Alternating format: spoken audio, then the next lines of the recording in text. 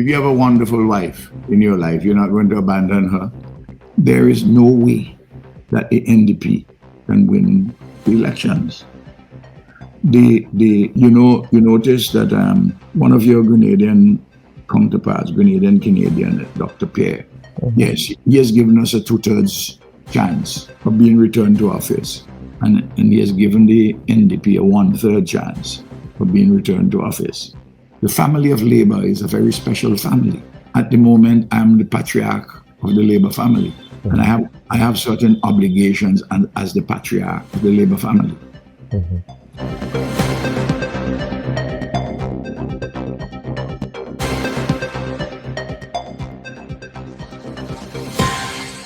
Now, as our immediate neighbors to the north, St. Vincent and the Grenadines, heads to a general election on Thursday, November 27th, we are joined by one of the longest-serving leaders in CARICOM, Dr. Ralph Gonsalves, Prime Minister of St. Vincent and the Grenadines. Of course, educated at the University of the West Indies and the University of Manchester, he's not only a politician, but also a scholar, lawyer, and of course, a passionate advocate for regional integration. Now, under his leadership, St. Vincent and the Grenadines has navigated major challenges from economic development and disaster recovery to climate change resilience and broader global engagement. Now, he's become known for his powerful voice on the international stage, championing the rights and sovereignty of small island states such as St. Vincent and the Grenadines. Of course, the Vincentian elections are happening against the backdrop of heightened hegemonic geopolitical tension in the Caribbean in the context of Venezuela and the United States regime change ambitions against the Maduro government in Caracas, as well as a fraught relationship between Trinidad and Tobago and the rest of its CARICOM neighbors. Now, in today's conversation, we will take a deep dive with the Prime Minister into the issues animating the Vincentian elections, as well as to get his take on regional issues. Of course, I'm happy to be joined by the Prime Minister of St. Vincent. I'm just going to adjust my chyron here. Let me pull that up. There we are. So, Prime Minister Dr. Gonsalves, welcome to this week's edition of the Bub Report. It's been a long time coming, comrade, but we're happy to have you here. Thank you very much. Yes, absolutely. But before we get into the conversation, I want us to go down memory lane. You may not remember me because I'm older now. Both of us are older now. Well, I'm much older. but I want to introduce this to the conversation here. Let's take a look. To address that question. When one speaks of Gonsalves, the issue of regional integration must come up. In fact, Gonsalves has made regional integration an important tenet to his academic lifestyle. When I was 25 years old, Swinburne Lestrade, who, as you know, was until recently the Director General of the OECS, he and I co-authored a paper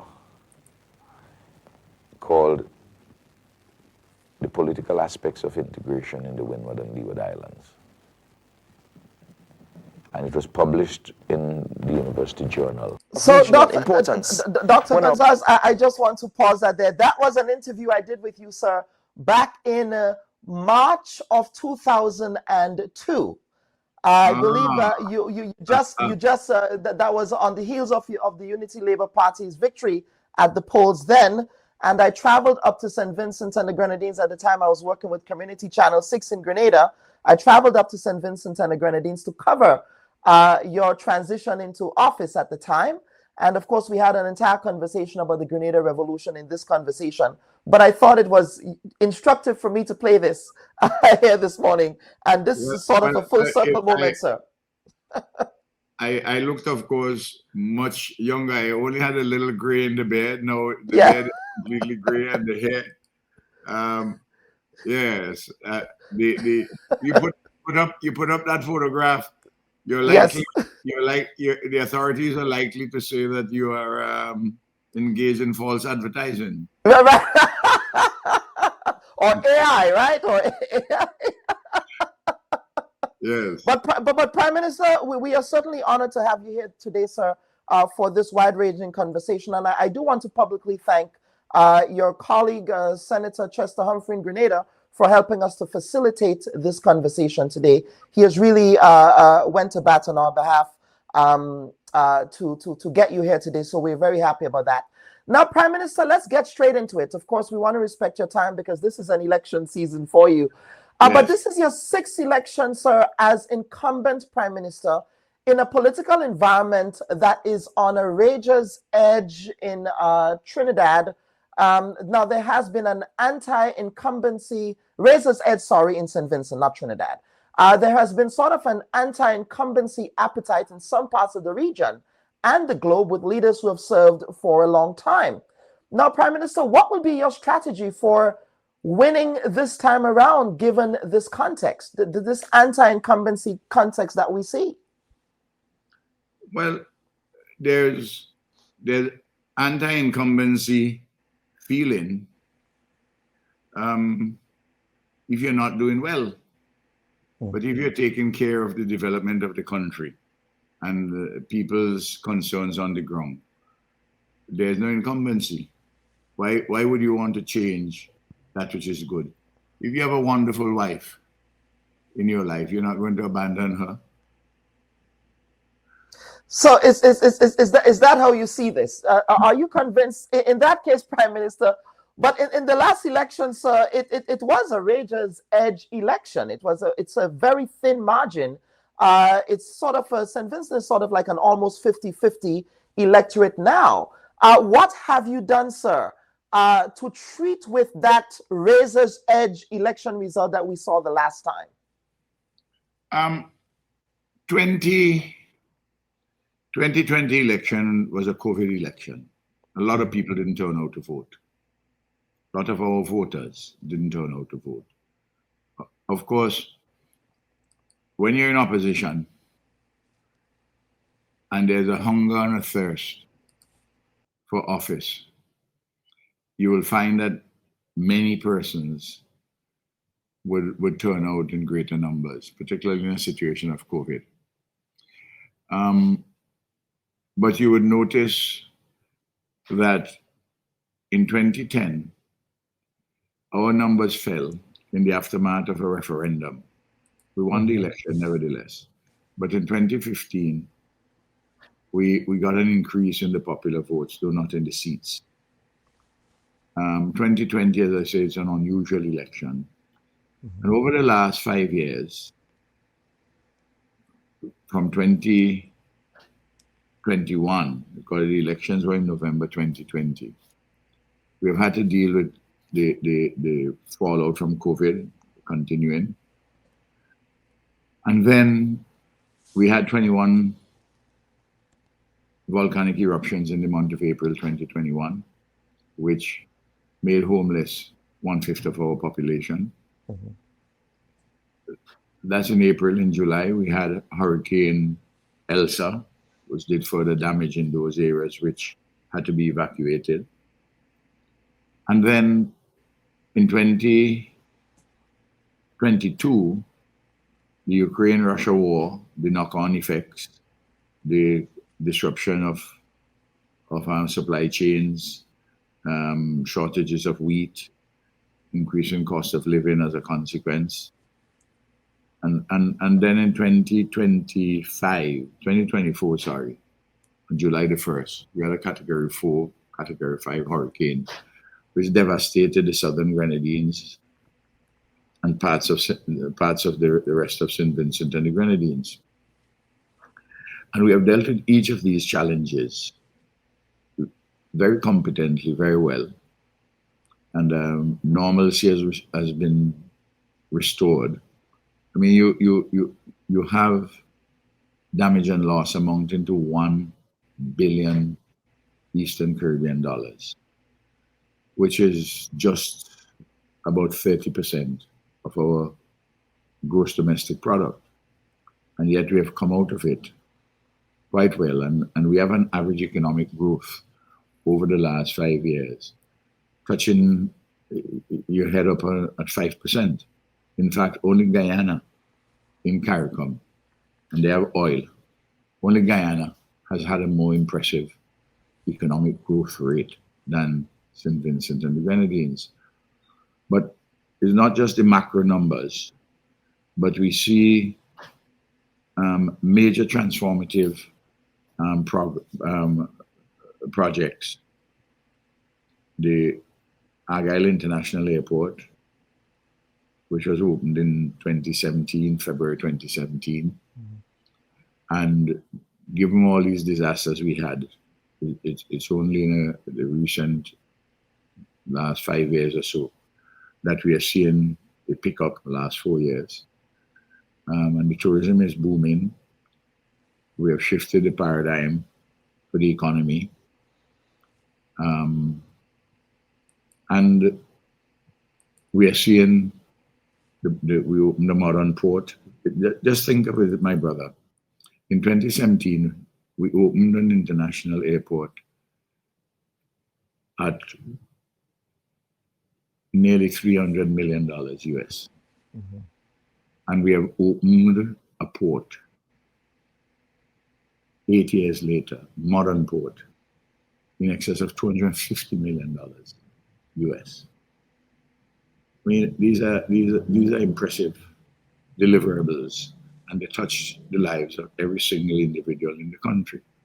We've had an education revolution, a health and wellness revolution. We are at the moment building a modern hospital, which would be the most up-to-date, most modern hospital in the entire Eastern Caribbean. It's going to cost about 100 million US. We've been doing lots of roads and bridges and sea defenses and river defenses as a consequence of the knock-on effect of climate change. And a housing revolution has taken place. In 2001, we had, my brother, 28,000 houses in the country. Now we have 48,000 houses, and they're bigger and better built. Unemployment was 21%, is now under 9%. So there's immense progress. The social safety net is very strong and extensive. We have reformed the national insurance services. Our state-owned bank, 60-odd% state-owned, is doing extremely well, among the best banks in the Eastern Caribbean, best commercial banks. In sports and culture, we're doing immense work. We've built out the St. Vincent Beach Stadium. We have built a first-class cricket facility at Arnes Vale, and we're extending further. So you look at all the indicators. We have done a lot of things to cushion the effect of price increases, the cost of living allowances, salary increases, address some basic commodities which were VATable and make them either VAT free or VAT exempt. So we have done large transformative things, and at the same time connect very much with the people on the ground with matters which touch and concern their lives, living and production. So we have an excellent record. If you look at the 2025 report, the Human Development Index report, put out by the United Nations Development Program, you would see that in 2001, we were like a middle level of human development. Now we're at the top tier in the high level of human development. I know many years ago, Barbados also achieved that milestone as well. Well, Barbados, what happened, my brother? In 2001, in terms of human development, we were ahead of only Guyana and Haiti.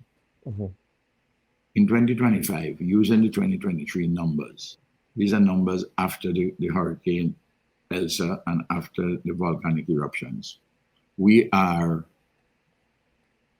ahead of, in CARICOM, we're ahead of Jamaica, Belize, Suriname, Grenada, St. Lucia, Dominica, and of course, still ahead of Haiti and Guyana. You know, Guyana is moving up.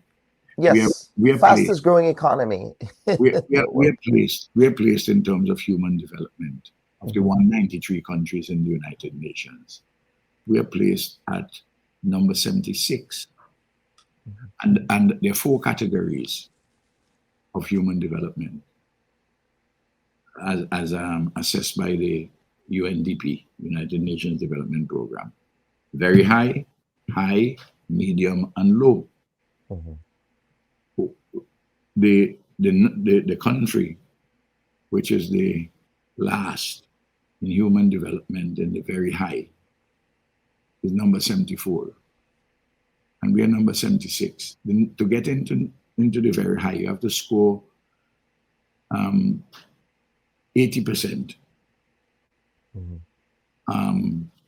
On all the indicators. But we are 79.8. So we are in the top tier of the high and on the cusp of going into the very high.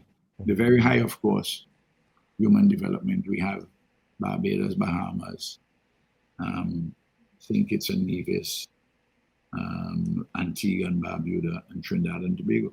Trinidad and Tobago oil is at number 72. We are Yeah. 76. I mean, it's a remarkable story. There's a transformation in every material particular.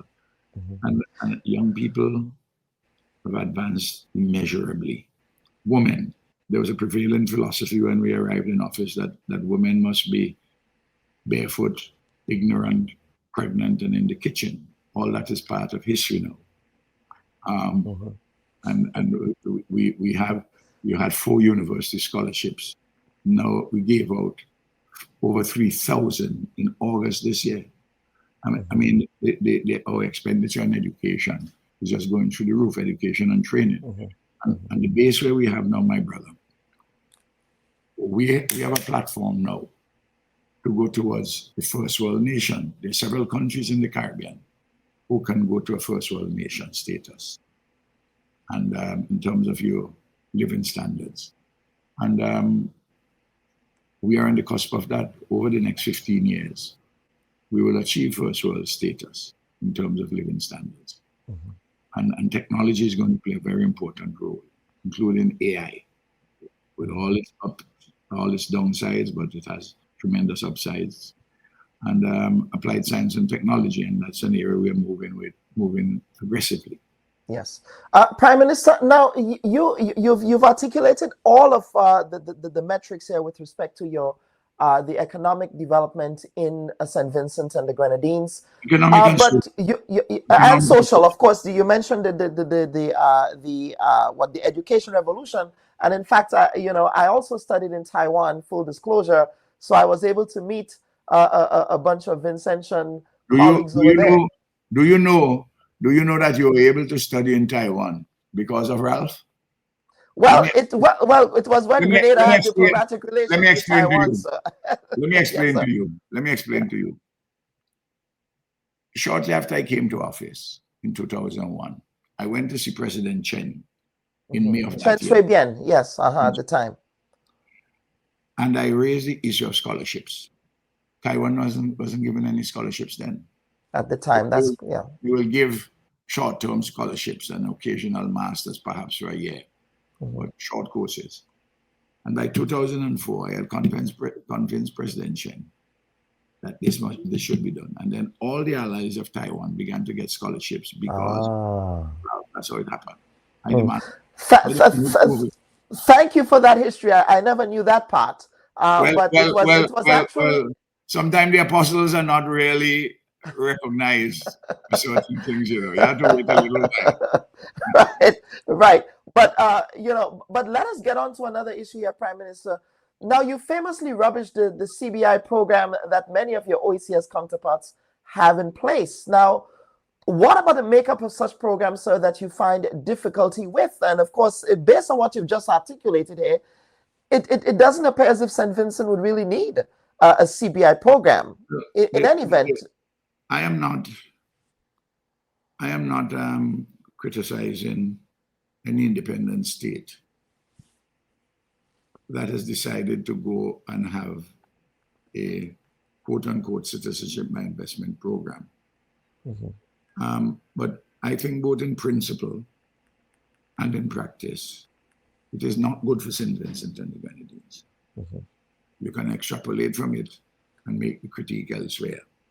If you go online, you'll find that the three most valued passports in CARICOM are those of Bahamas, Barbados, and St. Vincent and Grenadines. And none of us sells citizenship or passports. No. The issue in principle first. As far as I'm concerned, citizenship, to be a citizen is the highest office in the land.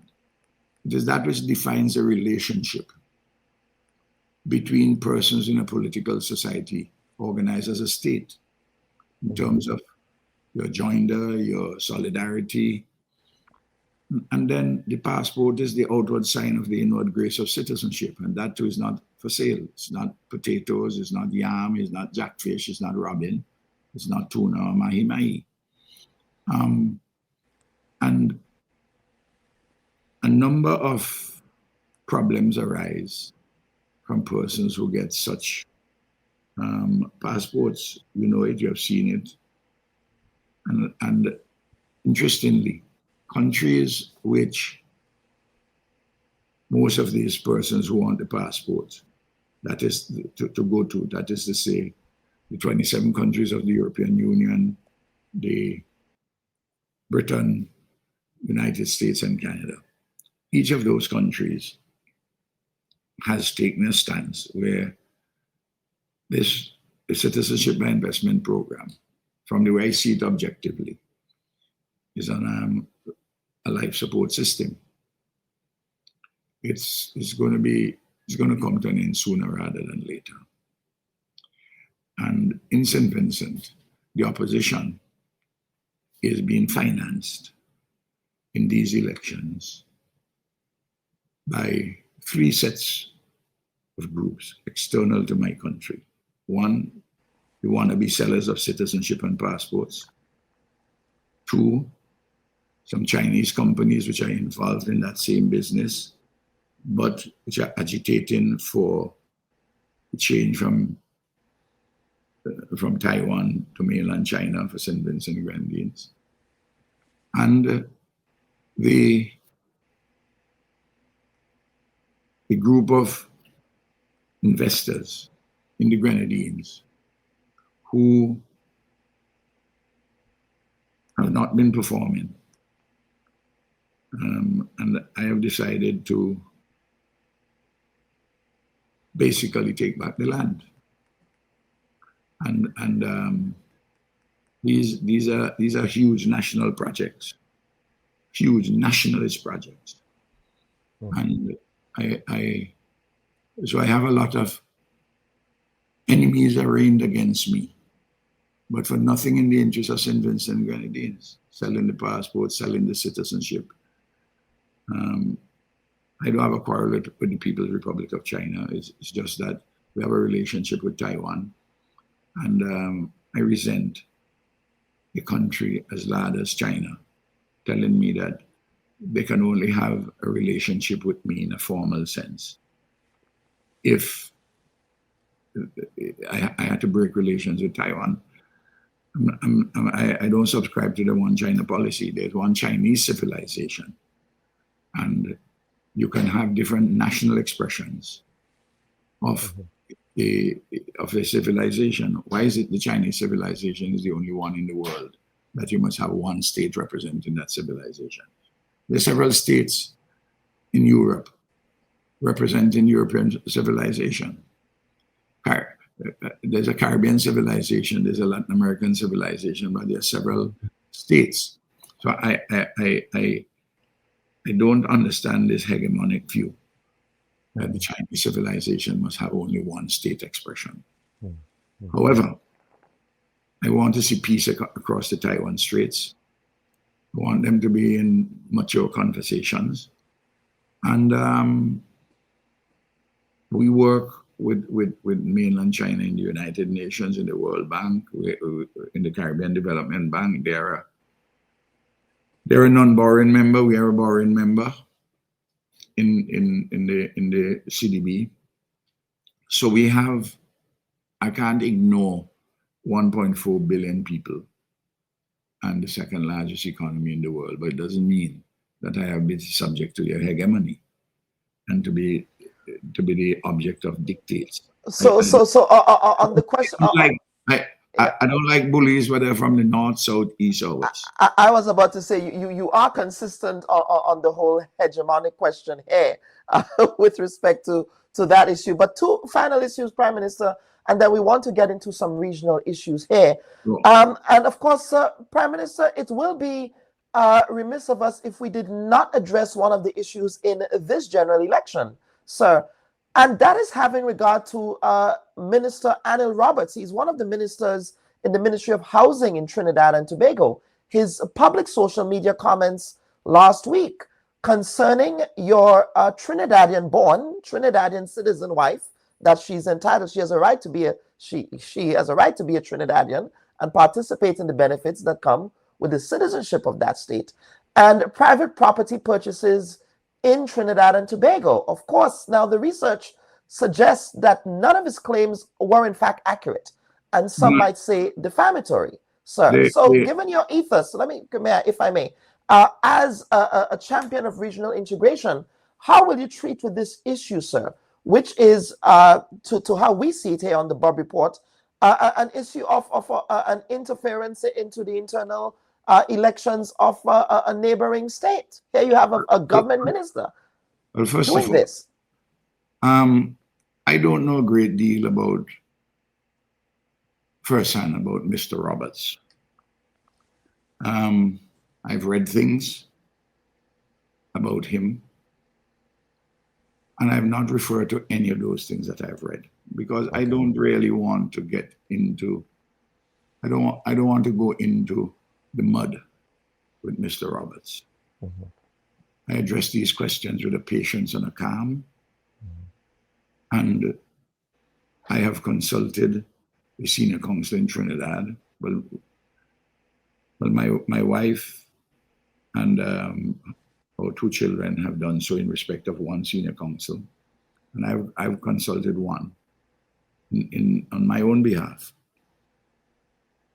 And those matters would play out over the period after the elections. I'm addressing what I have to do for the people of St. Vincent Grenadines to be returned to office and continue the development. As we say, we have two headlines for our campaign. Labour is working for all, and the second one, own the future. So I don't really want to be diverted from my central purpose. And you're not concerned that is going to impact or have an impact on the outcome of the race? It's going to have a positive impact for me. One of the things about Labour supporters in St. Vincent and the Grenadines, because they know that Ralph has devoted his entire life to our Caribbean civilization, and because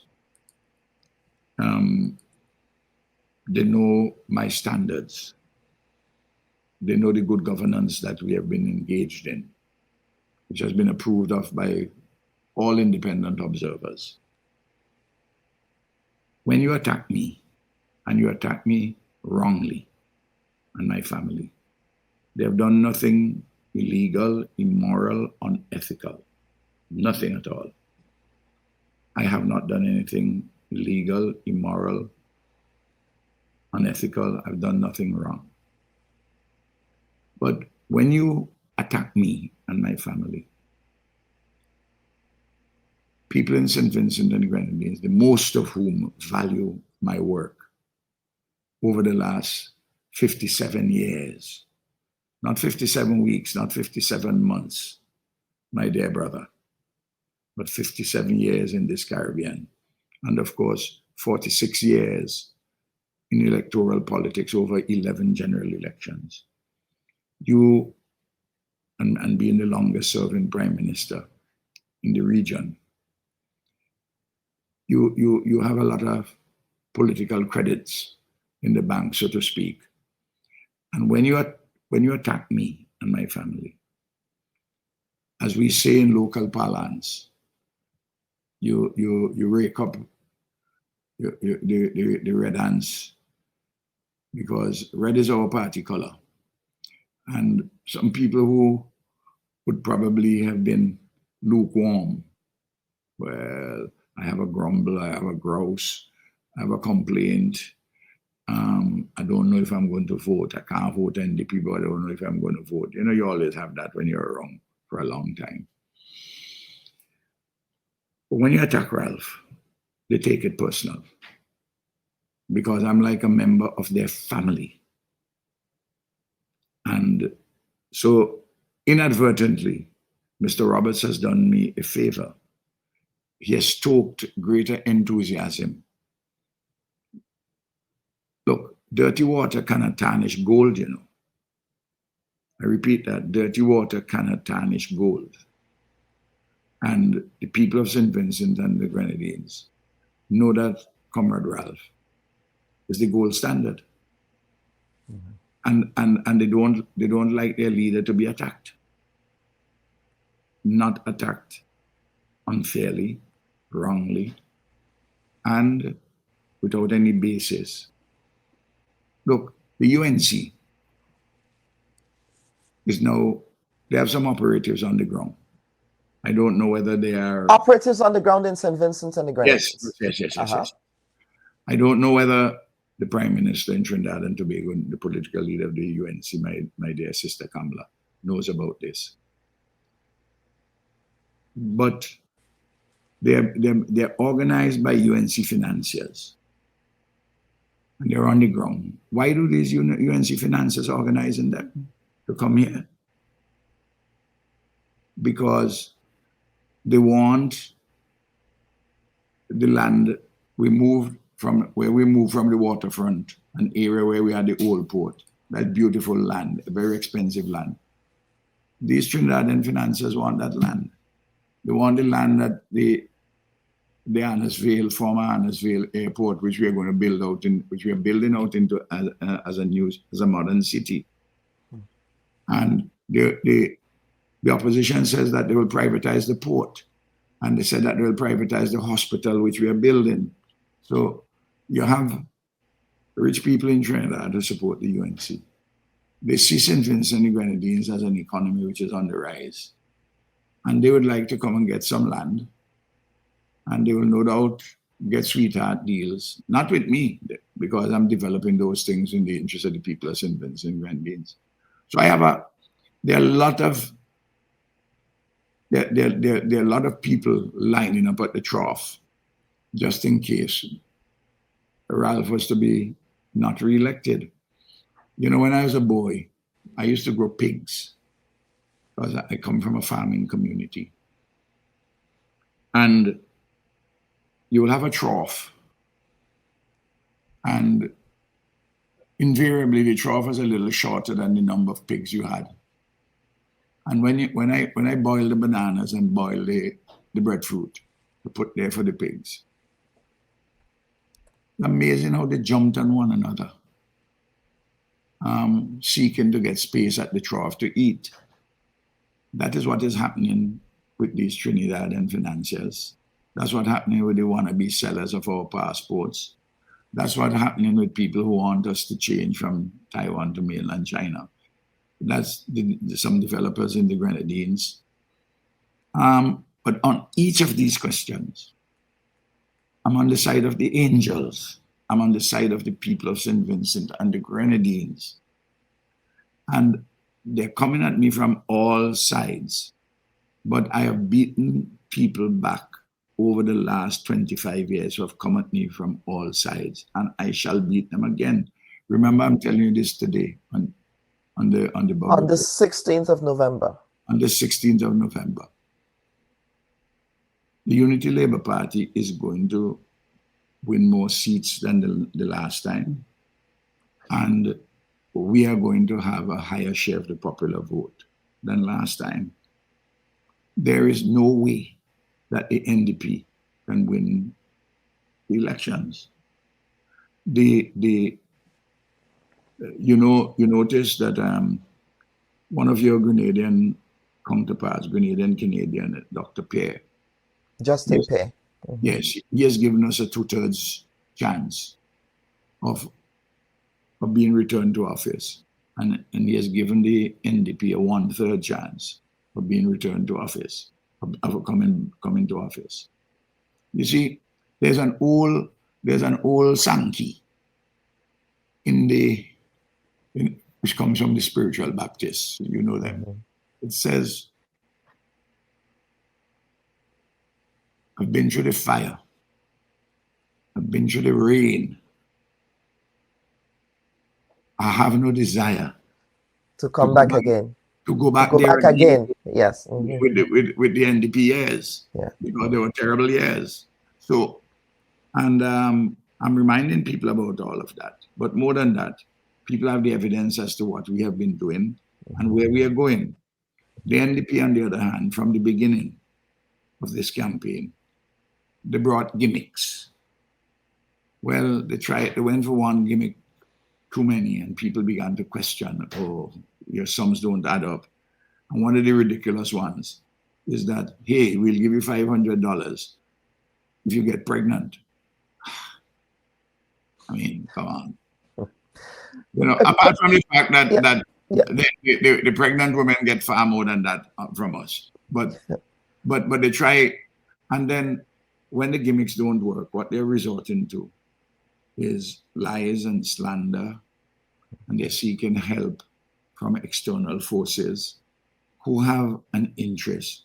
And I tell you, before this campaign is finished, they will get violent. You know, I'm sure you're a man of the Bible. In the book of Nehemiah, the prophet builder, Nehemiah, he was rebuilding the city walls around Jerusalem, which had been broken for 112 years. And Sanballat and Tobiah of the Ammonites organized people to mock what Nehemiah was doing. And the mock returned to anger, and the anger to conspiracy. It's like history is being written again. Metaphorically, we have rebuilt this country, the city walls around our Jerusalem. And we are doing pretty well.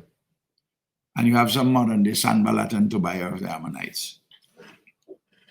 And once the people are united and they have a leader who is resolute and who is in communion with the people, we cannot be defeated. Prime Minister, final question here and then we want to extend regionally because I know that you have a campaign to continue, sir. Well, and I want to respect.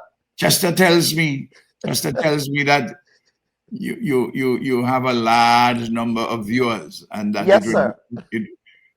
That this interview will do very well on the campaign trail. Well, I don't know about doing very well on the campaign trail. That is, I'm not in the political space. So. I know, but it's a consequence. Yes, sir. I hope as a consequence of you having the longest serving prime minister in the region on your program, will give you some more advertisement. I like my brothers to make some money, you know. That's right. That's right.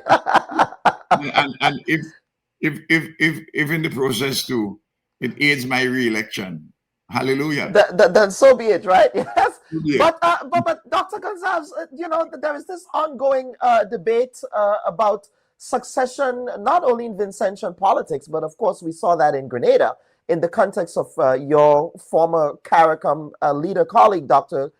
Keith Mitchell. Now, of course, and there is that narrative that, without succession, proper succession planning, it leaves a void in political organizations. Now, how, Prime Minister, have you allowed enough space for new political leadership to emerge within the Unity Labour Party when you would eventually, retire happily, maybe in the Southern Grenadines or somewhere. Yes, well, not in the Southern Grenadines. I have a house in the bush, not too far from where I was born. Okay, very well. I alone live up there like a Rasta man, but with internet. Okay, very well. I have to. I'm back to my roots, but with modernity. There are 15 candidates for the ULP. I am 79. I have energy and will, vision and skill, and an X factor of drawing out of people what is good, what is of high quality, what is noble in them, and oftentimes to draw out of them goodness, high quality, and nobility, which they do not as yet realize that they possess, which is a hallmark of very important leadership, transformational leadership. And then there are two persons in their 60s. And then the other 12 candidates are between 35 years old and 53. And the oldest of that cohort is my son Camilo. So I have a young team.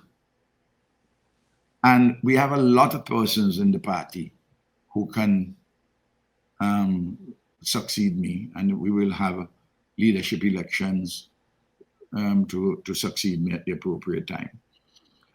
I have never seen the party, the Unity Labour Party, as Keith Mitchell in Grenada sees it, in proprietorial terms. I remember Keith, he told Peter David, told his convention, he said, "This is my party. I founded this. It belongs to me. And you, Peter, cannot come and take over my property." I've never viewed the Unity Labour Party as my property. In fact, I would have happily ceded leadership into these general elections, were it not for the fact that the party as a whole, including all the members of cabinet and all the leaders in the party, said, "Ralph, you have to take us over the hurdle one final time." This wasn't, and I don't have anybody who I'm going to handpick and I control from behind, as I understand Keith is doing in Grenada. I'm not doing that. Keith may not like me to say this, but that's how I see it, and that's how people tell me, and I believe that. My leadership of I've been leader of the ULP since December 1998, but I don't have a proprietorial view of the Unity Labour Party that I own it. Absolutely not. And we have democratic processes in our party, and that those processes will not be manipulated. So you referenced, do you see anyone in the party perhaps that you might have a preference to, or are you just going to allow the democratic process within the party to determine? There's several persons who in the ULP who can lead the ULP, and the party knows who those persons are. And I'm not going to name anybody. And I will not be involved in any exercise of that kind to manipulate anything.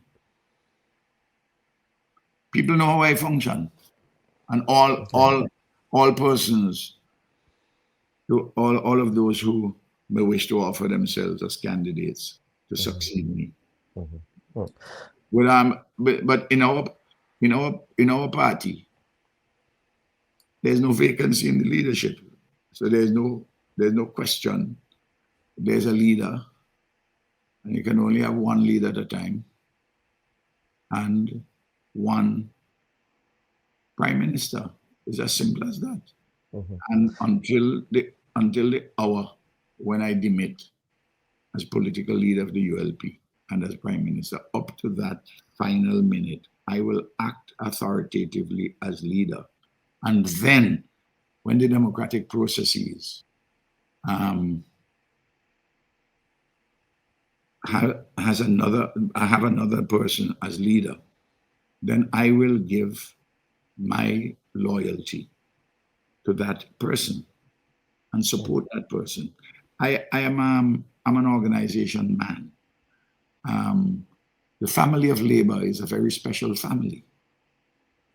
At the moment, I'm the patriarch of the labor family, and I have certain obligations and as the patriarch of the labor family. We have a viewer question here, Prime Minister, from one of our viewers in Grenada.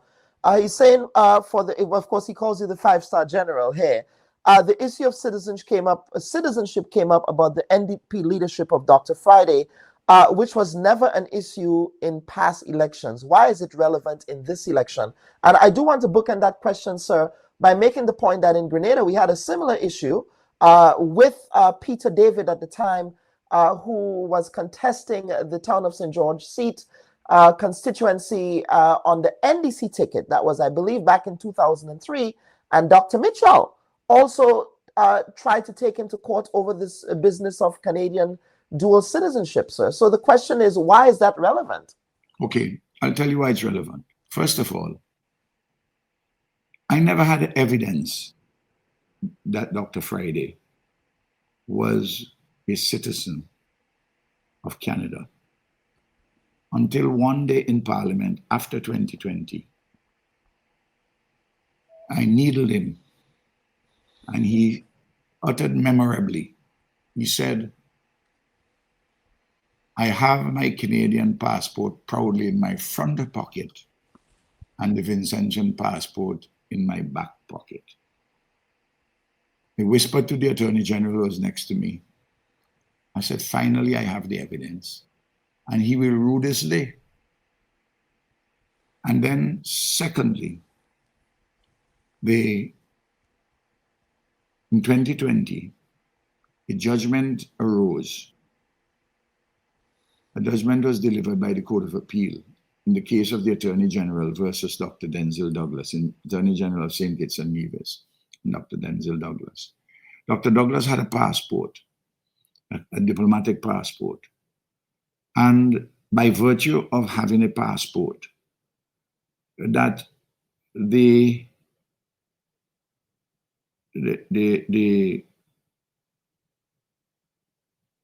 court ruled that indicated that he acted on his own voluntary accord. By a voluntary act, he obtained a passport, which had put him under an acknowledgement of allegiance, obedience, or adherence to a foreign power or state, to wit, the Commonwealth of Dominica. So both the factual situation with Dr. Friday and subsequently with Fitz-Bramble, who has acknowledged on this occasion that he has a Canadian passport. He's a Canadian citizen. So both of them have been challenged. Their nominations have been challenged, and this is an issue in the elections. So my brother who asked from Grenada, I give you the answer. There was always, I didn't have the evidence. Now I have the evidence. Because you go to court, you can't argue a thing theoretically. But Prime Minister, Canada is part of the Commonwealth, and with respect to the judgment handed down in favor of Peter David, a comrade of yours in Grenada, Peter won against the New National Party government at the time. Yes. You know, in which the court decided that no, this gentleman is a Commonwealth, having a Canadian passport entitles you as a Commonwealth citizen to participate in the democratic process of any Commonwealth state. No, let me explain this to you. You can be a member of you can be a Commonwealth citizen without having a passport. For instance, if you are a Commonwealth citizen and you don't have a passport of that, let's say you're born in Grenada and you came to St. Vincent and you don't have an alive Grenadian passport, you're a Commonwealth citizen. The passport creates, according to the case, the Court of Appeal case of the Attorney General of St. Kitts and Nevis versus Dr. Denzil Douglas. That's authority for the proposition I'm advancing here to you. There's absolutely no doubt in my mind that Dr. Friday and Fitzbramble are disqualified from membership, from being elected as a member. And what happens is that once we publicize this and put the facts out there at the time of the election, when they're declared, if they win their elections, they will have to vacate their seats following an election petition. And with an election petition, you can only go up to the level of the Court of Appeal. You can't go to the Privy Council. And the Court of Appeal in our jurisdiction, sitting in St. Kitts, has decided this question about the passport. In fact, the lawyer for Dr. Douglas, my friend Denzil, was arguing that the passport is just the diplomatic passport is a courtesy, it can be withdrawn anytime. And Denzil was not a citizen of Dominica. He had a passport, and the court ruled once he had that passport, he was under an acknowledgement of allegiance, adherence, or obedience to a foreign power or state. Now, prior to that case, in the region, the courts in Jamaica, in other parts of the region, for instance, in Turks and Caicos, in Cayman, I read the judgment of Chief Justice Smelly, and also in other cases. And I'm speaking as a professional lawyer in this regard. And they were all over the place. Now, the Court of Appeal in the Attorney General of St. Kitts and Nevis and versus Dr. Douglas, the matter is authoritatively decided at the Court of Appeal level. And once you go by election petition, the petition stops at the Court of Appeal level, because the election petitions don't go beyond the Court of Appeal. Well, we'll certainly be watching this space, Prime Minister. Prime Minister, what we'll do now is to take a quick... What will happen? More than likely, Bramble would lose his seat. I mean, Friday has a significant majority in Beckway, in Northern Grenadines, and it would require political earthquake, just like in my own constituency. But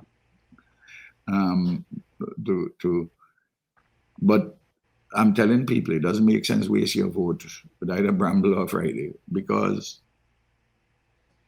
the consequence of it is that once you publicize this matter, and we're going to publicize it further between now and election day, and we make it an issue, that you don't, my brother, have a by-election. Is the person who comes second would be the parliamentary representative. Well, let's see how that's going to play out, sir. So, Prime Minister, we quickly want to turn to regional issues. And of course, uppermost, in the minds of citizens of the Southern Caribbean civilization, Grenada, Trinidad, Guyana, of course, St. Vincent and the Grenadines, Barbados, of course, Prime Minister Mia Mottley has been speaking articulately on this issue, is that the U.S. military buildup in our territories, as well as the extrajudicial killings of fishermen, two of whom were citizens of Trinidad and Tobago. Now, Prime Minister, we saw a statement from CARICOM reaffirming the Caribbean region as a zone of peace. Of course, famously, Trinidad has distanced itself from that statement. Of course, I think that the framing of their understanding of the zone of peace is absolutely different to the original intent of the zone of peace declaration that was made by late Prime Minister Maurice Bishop of Grenada at an OAS meeting in South America. I believe in 1981, right? But has CARICOM, Prime Minister, done enough on the diplomatic front to treat with this issue? And what should CARICOM's role be outside of just releasing these tersely worded, these press releases? First of all, 13 of the 14 independent states of CARICOM have a view diametrically opposed to that of the Prime Minister of Trinidad and Tobago. And with all due respect to my sister Kamala, and in an academic setting at the university, when there was a discussion on this a few weeks ago, I said I thought that she was misguided. Persons who advised her wrongly. A zone of peace, concept of a zone of peace in international law and international politics has two dimensions: the reality and also what you may call the normative element, what it ought to be like. In other words, something which is aspirational. The first is that there is no disruption of the peace by state actors in Latin America and the Caribbean. No Caribbean or Latin American state, none, has declared war against another. None. And we all say that this is how it ought to be. Now, when you widen it to say that the zone of peace addresses the question of non-state actors, criminals, people who are violent, people involved in drug trafficking, who are involved in human trafficking. If you were to take that view, well, there is no zone of peace anywhere in the world, because in every part of the world, you have non-state actors who are engaged in violent activity, who are engaged in drug trafficking, who are engaged in human trafficking. So you can't define the concept away in that way, in that manner. So I think, with all respect, that the government of Trinidad and Tobago in such a definition is wrong. And for me not to say that would be for me to just take that position of my dear sister Kamala as a correct position, but it is not a correct position. It is also a shift in her position, because during the time when she was Prime Minister the first time around, she has signed on to the Caribbean as a zone of peace with the CARICOM and Cuba summit in 2014, for instance, and in CELAC summits, the Community of States of Latin America and the Caribbean. This is something standard going back for years. Yeah. So now, clearly, I don't think that anyone takes at face value what our friends, the Americans, say, that the mobilization of nuclear submarine and all destroyers of one kind or another, that is what you need to deal with the trafficking in drugs. Because the fact of the matter, if you check the United Nations website or any other authoritative information base, you will see the bulk of the drugs entering the United States entered into the United States from the western side of Latin America and the Caribbean, not Colombia, Ecuador, and not only the United Nations, but American reports, but U.S. that's what I'm reports, saying. State Department reports. So the point about 80% goes of the traffic goes on the western side. No, so that is quite clear through Mexico, several other countries. So I'm not persuaded on the evidence before me that the position of our friends in the United States is on that score that they're correct. Now, as you know, I have called at the United Nations and I've spoken at summits of ALBA. I've spoken to the Americans, the American authorities. I say you need to have a mature conversation with Cuba, a mature conversation with Venezuela. And I urge the Cubans and the Venezuelans to do that also. And once people are talking, there's no matter of fighting. That is the basis upon which I had convened the summit for the Argyle Declaration between my two friends, Nicolas Maduro and Irfan Ali, when things were getting out of hand. The Argyle Agreement, yes. The Argyle Declaration. Declaration, yes. No. And that is the same position that I hold. No. The blowing up of people in the waters without any trial or anything. This is contrary to norms in our hemisphere, including the great country of the United States of America. And America is a great country of tremendous influence and a great country of culture, the economy, science, and technology. It's an amazing, enterprising country. And I've said to the Americans, I've said to the Cubans, I've said to the Venezuelans, and I've spoken about it in these terms at the United Nations. I said, America will continue to loom large in the lives of Cuba, Venezuela, and every other country in the hemisphere. The case of St. Vincent and Grenadines, I made the point, I can't take up St. Vincent and Grenadines and carry it to Vladivostok or the mouth of the Amur River. It is where it is. Yeah. And I have to come to terms with the United States of America. Doesn't mean we have United States of America and ourselves, we have different positions on Cuba and Venezuela. But we have a similar position on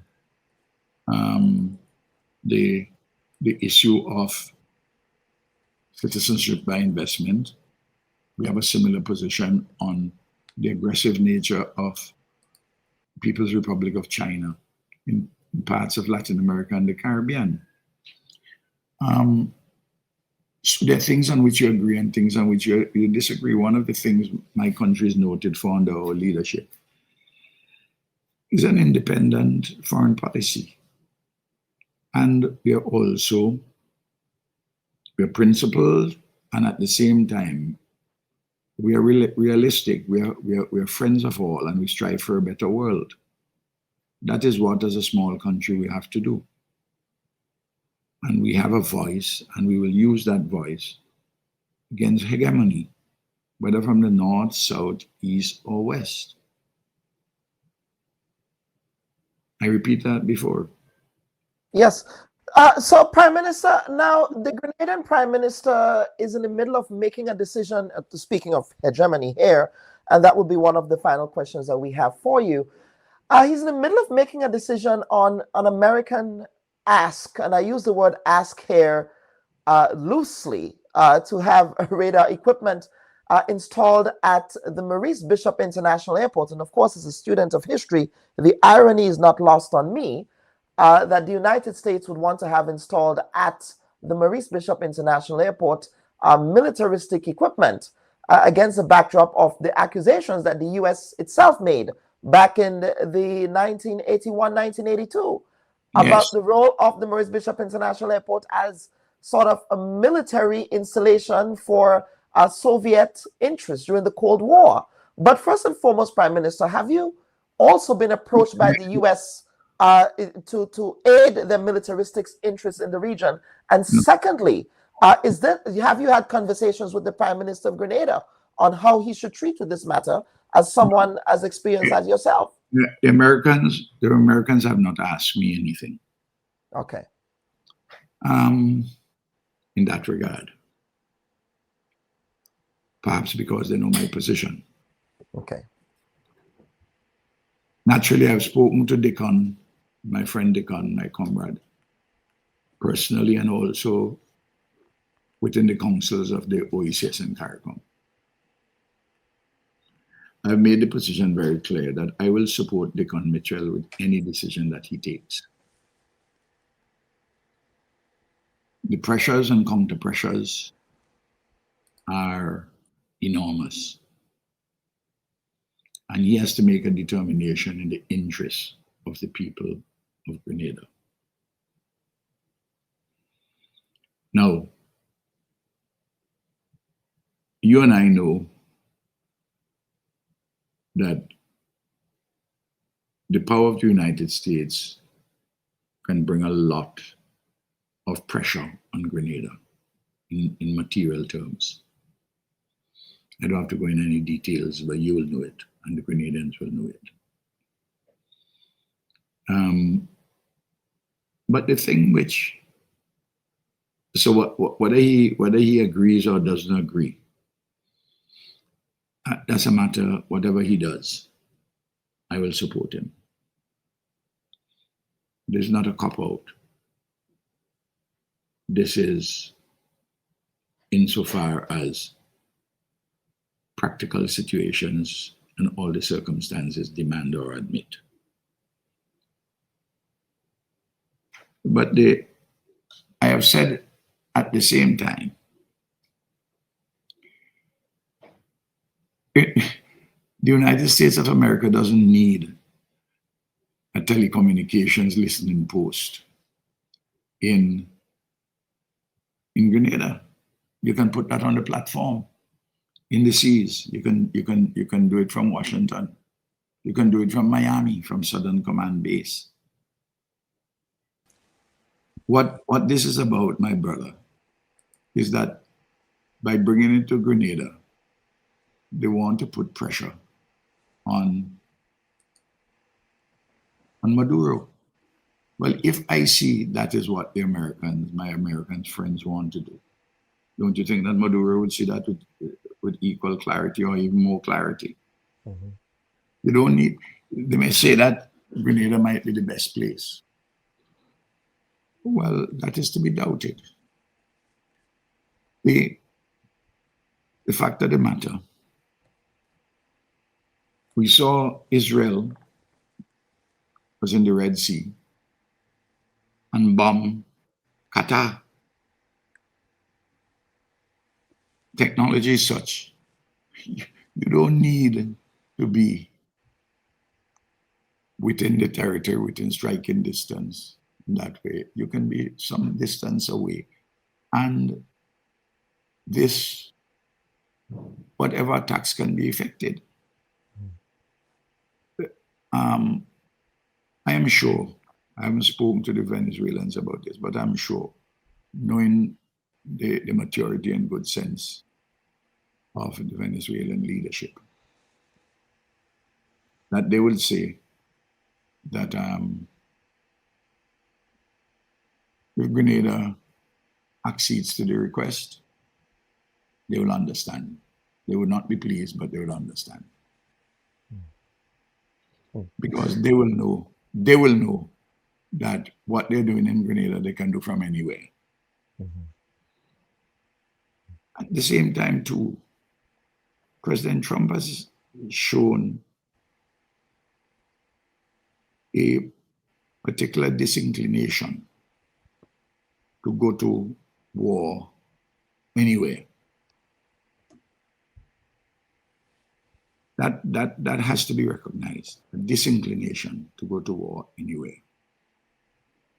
Except he has a desire for all of the oil in Venezuela, sir. I'm coming to that. Yes, okay. I'm coming to that. But America will be engaged with Latin America and the Caribbean from now until the second coming of Christ. I'll explain why. You know the commodity known as lithium, lithium. It is important in modern technology. There's a lithium triangle in Latin America. 60% of the lithium comes from Argentina, Chile, and Bolivia. Then there is the oil in Venezuela, copper, and gold. There is oil in Guyana and gold. This area has 31% of the freshwater reserves in the world, talking Latin America, Caribbean, though there are Caribbean countries which are water distressed. The Amazon, they're the lungs of the world. And China buys 30% of its food from Latin America and the Caribbean. I give those statistics. They were not, these are known to the US because I am paraphrasing the head of the Southern Command in 2023 as to why they have to be in this region. Lithium, oil, gold, copper, the Amazon, freshwater reserves, and the competition from China coming into their own backyard, because there's a worldwide geopolitical and economic competition between the United States and China. You notice, my brother Bob? Yes. You notice the scientific basis upon which I provide you with analysis. Sometimes I can make even some friends uncomfortable with some analyses, but I am duty bound to my people in St. Vincent and Grenadines and in CARICOM, in the Caribbean, to speak the way I see it. I've been a political activist for 57 years in the region. And you know, I've spoken about my electoral journey and also the years, 25 years as Prime Minister, near 25 years. Like Old Testament prophets, I have knowledge, I have understanding, I have wisdom, and I have judgment. These are very important qualities. You can read about them in the book of Proverbs. And I would be in dereliction of my duty to the people of the Caribbean and of St. Vincent and the Grenadines not to speak in the terms in which I've spoken to you today. You notice I have not abused Cuba and Venezuela. I haven't abused the United States. I haven't abused Trinidad. I haven't abused China. I speak in objective terms. And how do we as small states negotiate the requisite spaces to uplift our lives, our living, and our production? It's a complicated business. And this is one of the points I make in St. Vincent and the Grenadines in these elections. The times are such you do not need a learner. You don't need somebody driving the national vehicle with an L plate on the back. You need an experienced driver. You don't need somebody who is lazy, who is indecisive, who is weak, who is a fake. You don't need any of those things. You need people who are clear in their head, creative, decisive, have a lot of energy, and who is authentic. And the people know this. And that's why I am so supremely confident of the verdict on the 27th. I have always trusted the judgment of our people, always. And I shall do so again on the 27th. Prime Minister, thank you so much for this opportunity for engaging with you. Of course, I do hope to visit St. Vincent and the Grenadines as at one of those spanking new resorts to also perhaps. Did you notice that Sandals has just been voted yes, the best all-inclusive resort in the world? That's right. Yes, St. Vincent. That's right. Do you know that was supposed to go to Tobago? I am aware of that. That I know. That whole debate. And the point is this: leadership made a lot of difference in having Sandals here. There are 900 extensions working there. And because of its success, we have signed an agreement for beaches. 500 that would million. also be coming. Yeah. There are other hotels to develop in. And of course, we in St. Vincent and the Grenadines have not yet reached a stage, and hopefully will never reach a stage where our agriculture, the people in agriculture, would lose the skills of digging Tanya banks, planting bananas for local consumption and regional, yams and dashins and fruits and vegetables. I know Grenada tends to have two crops which are easy to deal with, nutmeg and cocoa. And you can if you just focus on nutmeg and cocoa, you can lose a lot of the traditional farming skills. I'm hoping the fellow up in Grenville, who has he has an operation where he buys cattle from St. Vincent. Comes 3-4 times a year and buys 100 and something heads of cattle, because we still on our farms, small farmers. Yeah. They grow 1 or 2 heads of. They want to do 1 or 2 heads of cattle. He's very enterprising. He's doing very well. He treats the farmers pretty well. Yeah. No, absolutely, Prime Minister. So before we get to closing comments, of course, we know Ralph, Dr. Gonsalves, the politician, and Prime Minister. You may not remember this, of course, but when I visited St. Vincent with you, at that was in the early 2000s, in 2002. I remember vividly that I did not have transport to get back to where I was staying. I was staying close to Annesville. And it was at a music festival. I can't remember what the music festival was at the time. But one of your security guys went to you and said, well, we have this young Grenadian journalist here, and he needs a ride back to that location, that hotel close to Annesville.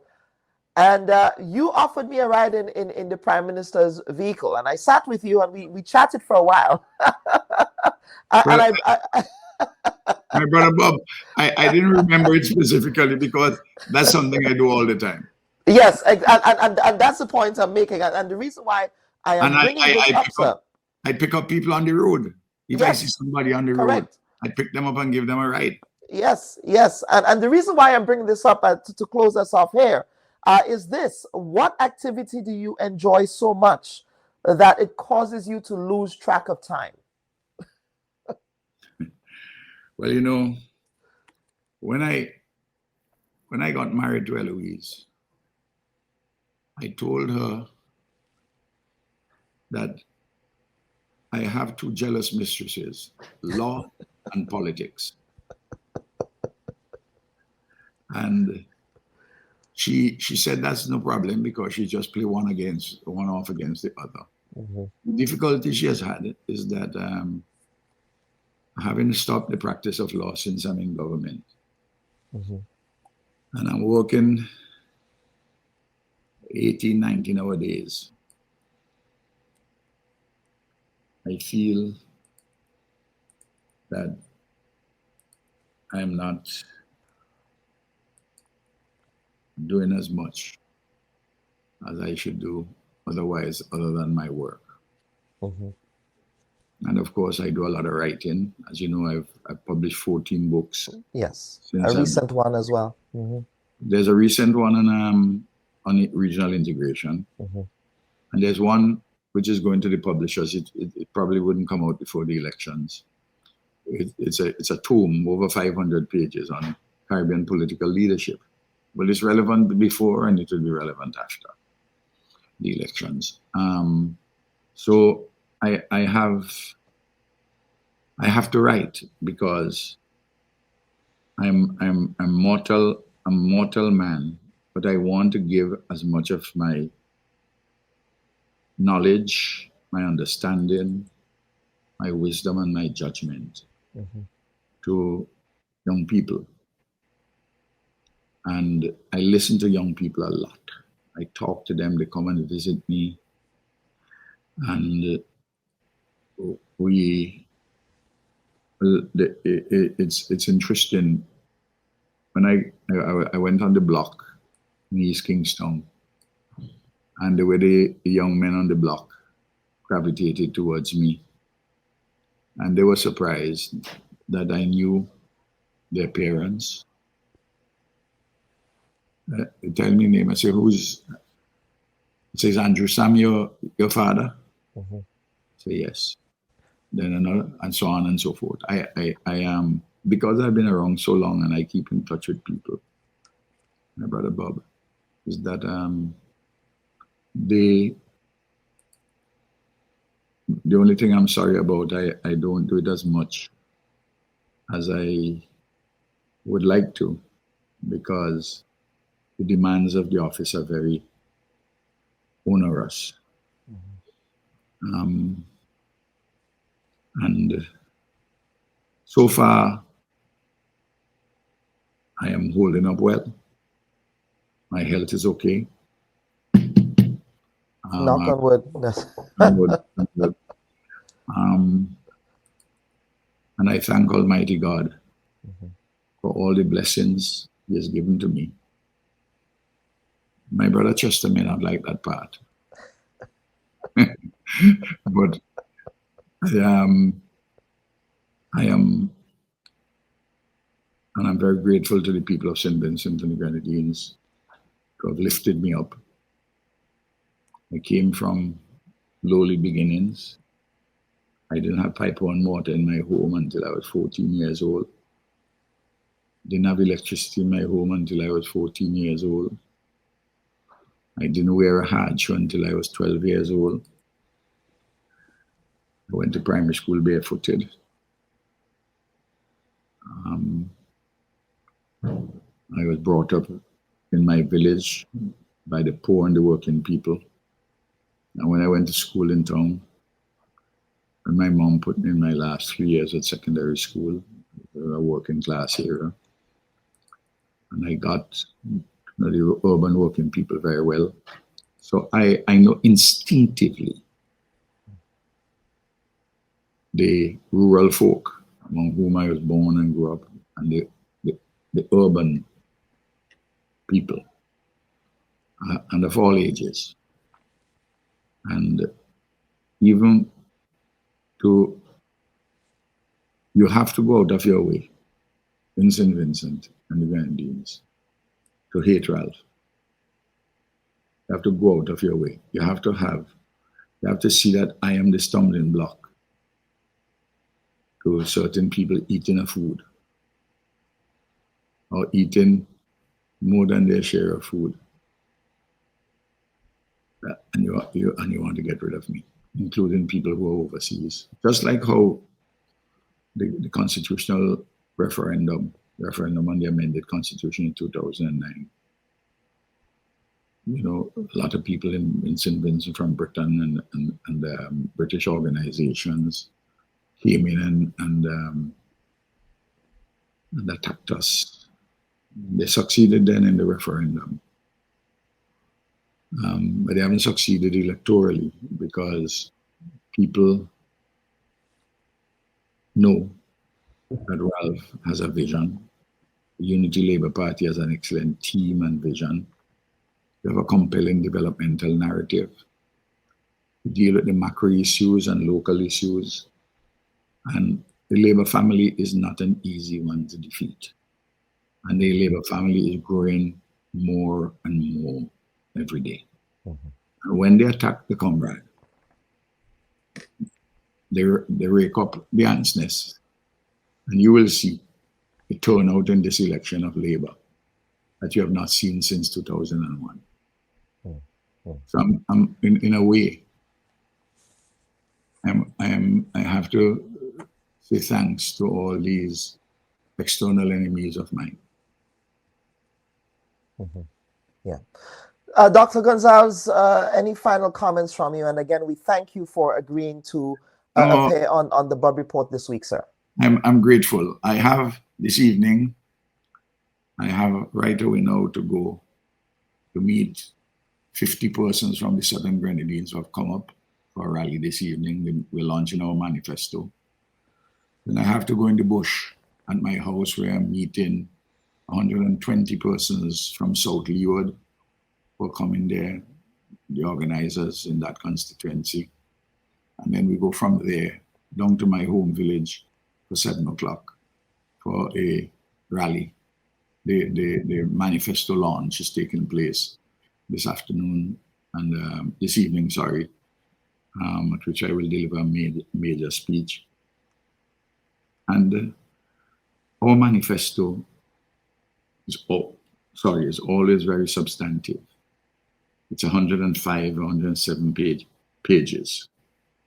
We detail all what we have, the central things we have accomplished, and where we are going, what we are doing in the next 5 years, and the trajectory towards a first world nation. I think we're going to have a large crowd tonight. Maybe the last, well, certainly it'll be the last big meeting in my home village. I come from a country, I'm a rural boy. And that's where I go back. Back to the roots, back to my roots, as Lucky Dube, the late great Lucky Dube said. And the invitation is for everyone to come home to Labour. Come home to Labour. We have been in this since internal self-government in 1969. Labour first under Milton Cato and then under me. We have been in government 70% of the time. And almost everything which is of lasting value in this country has been built by the family of Labour. And interlopers are not going to succeed.